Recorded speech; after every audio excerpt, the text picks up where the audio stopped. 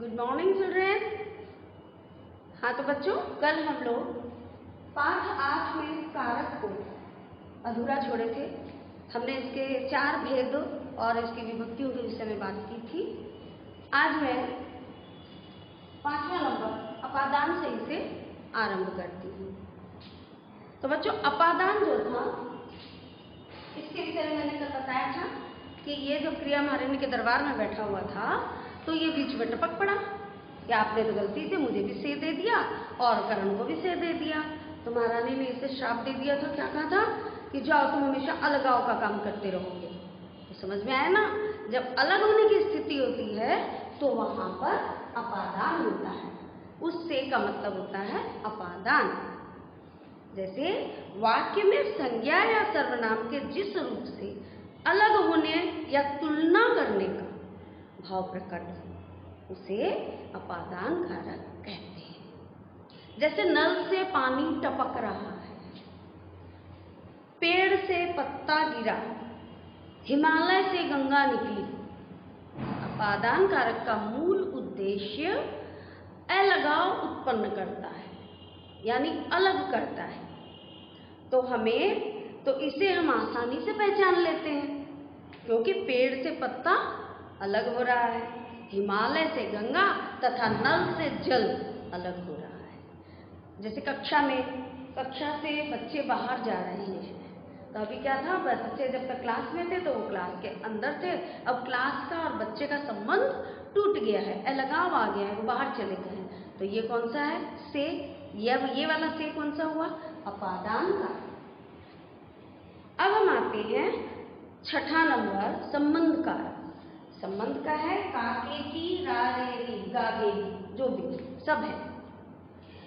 संज्ञा सर्वनाम के जिस रूप से उसका वाक्य में आए अन्य संज्ञा सर्वनाम शब्द के साथ संबंध ज्ञात हो उसे संबंध कारक कहते हैं।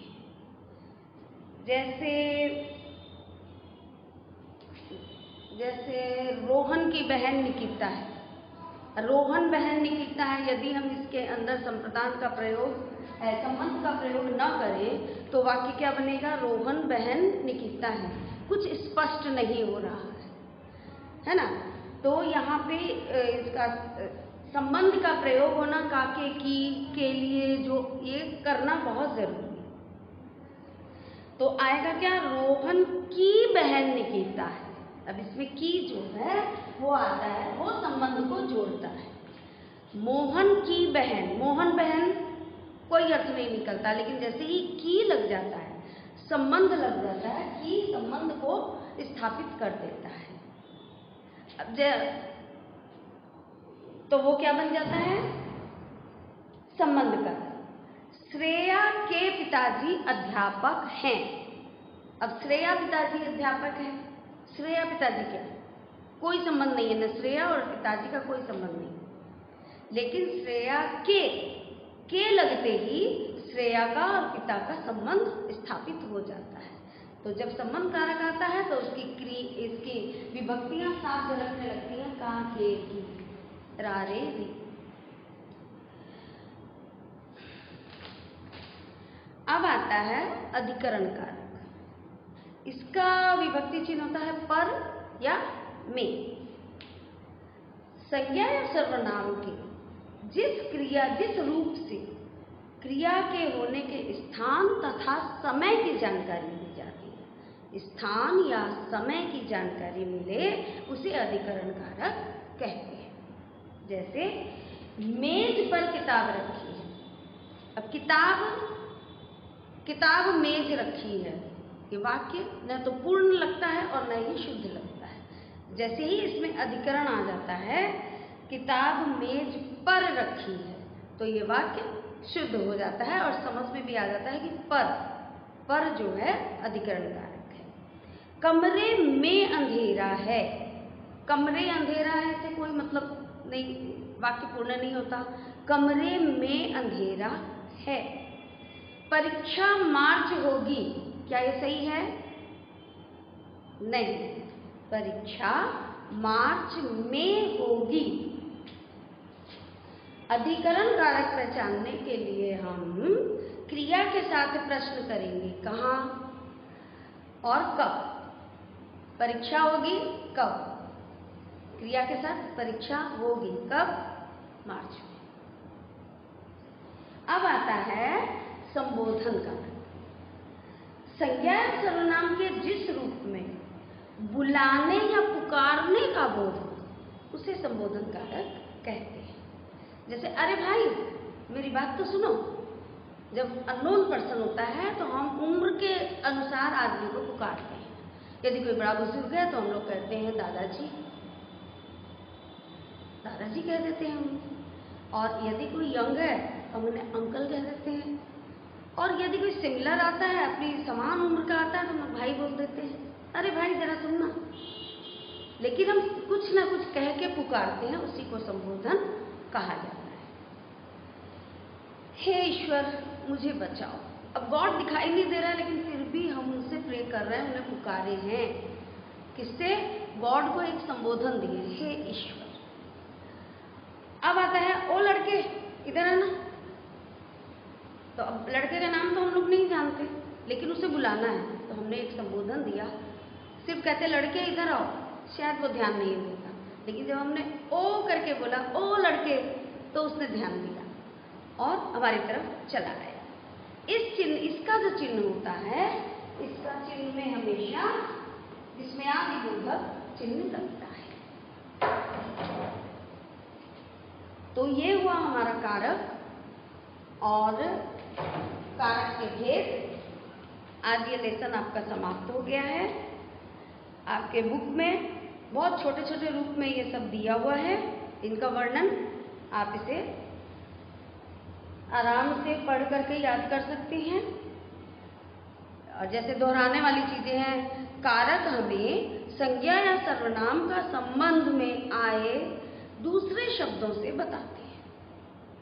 जो चिन्ह संबंध को बताते हैं उन्हें विभक्ति चिन्ह कहते हैं। कारक के कितने भेद होते हैं? कारक के 8 भेद होते हैं। अब जैसे संप्रदान कारक है, ये इनका प्रयोग करना, आप कहोगे कि एक छोटा सा एक ने ही तो छूट गया था, एक के लिए ही तो छूट गया था, नंबर कट गया। अब देखिए एक छोटा सा यदि कारक छूट जाता है तो कितनी बड़ी गलती हो जाती है।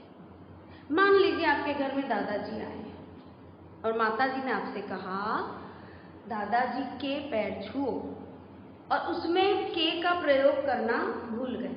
अब क्या बन गया? दादाजी पैर छुओ। ये तो बहुत बड़ी बात हो गई। क्या ये तो ऑर्डर हो गया क्या कि दादाजी सबके पैर छुए?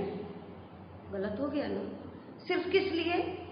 के नहीं लगने से, के विभक्ति नहीं लगी, इसलिए अर्थ का अनर्थ हो गया। अब हम कहेंगे पिताजी पानी लाओ, जबकि कहना क्या था?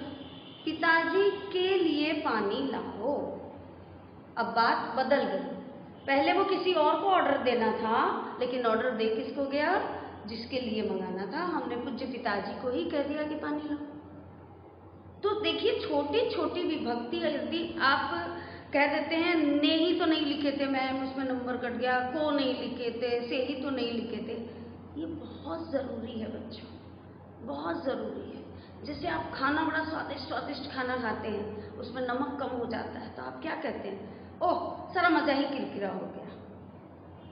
तो ये विभक्ति, ये सब क्या है? ये हमारे इतिहास, ये साहित्य के इसका जो इतिहास है, हमारा जो हिंदी साहित्य का इतिहास है, उसका नमक है। यदि आप इसमें नमक नहीं डाले तो वो मज़ा ही नहीं आएगा। इसलिए कारक, विभक्ति, इन सबको आप बहुत अच्छे से पढ़िएगा, और जहाँ नहीं समझ में आए आप नोट करिए, और फिर आप अपने ऑनलाइन क्लास में भी आप क्वेश्चन कर सकते हैं। तो बच्चों आपको ये पाठ समझ में आ गया होगा।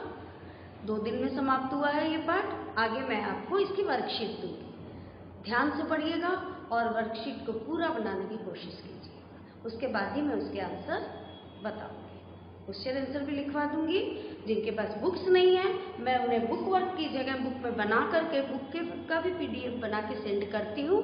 आप उनका स्टोरेज करिए या अपनी कॉपी में, अपनी बुक में लिख लीजिए, ताकि आपके पास भी सारी चीज़ रहे। ओके, धन्यवाद।